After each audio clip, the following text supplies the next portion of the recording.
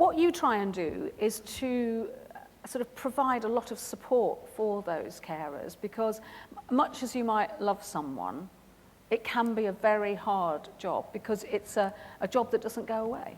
Yeah, very much so. And it impacts on the rest of the family as well. And the carer forgets about looking after themselves because they are so engrossed in looking after the cared for. That's the most important thing. And for us as a project, we're about drawing to the surface that the carer actually needs support as well. And we hope to achieve that. And there are things out there, and there are things that we do as an organisation to support carers, to make that journey maybe a little bit easier for people. And I think the major issue for carers that with ourselves, and we work with, well, we have on our database over 2,000 carers, is they feel guilty about taking time for themselves and things like that. And it's like, I should be doing this. And the question we will put, well, who's saying you should? If it's affecting your health as well, you have to take care. But that lovely guilt keeps slipping in every time, that pushes people and drives them, unfortunately.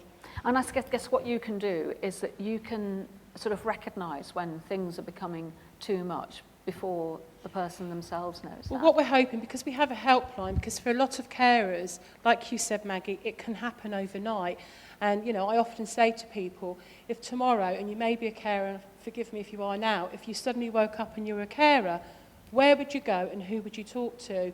And most people wouldn't have a clue. So part of our project, because it's a county-wide one, we're a helpline, we're there from Monday to Friday, and hopefully, if we do, and we do get carers that we might be the first contact, we can then listen to them, signpost them to the relevant services. We work really well with our colleagues, Alzheimer's, Parkinson's. We have fabulous partnerships with them, also with County Council, because there are things like a carer's assessment that carers are allowed to have.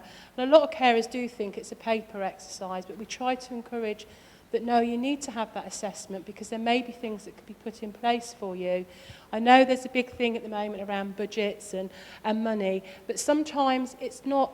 It's something quite simple that can impact on a carer's life. It doesn't have to be huge amounts of money. Just someone listening. We have a telephone befriending service where the carers can talk.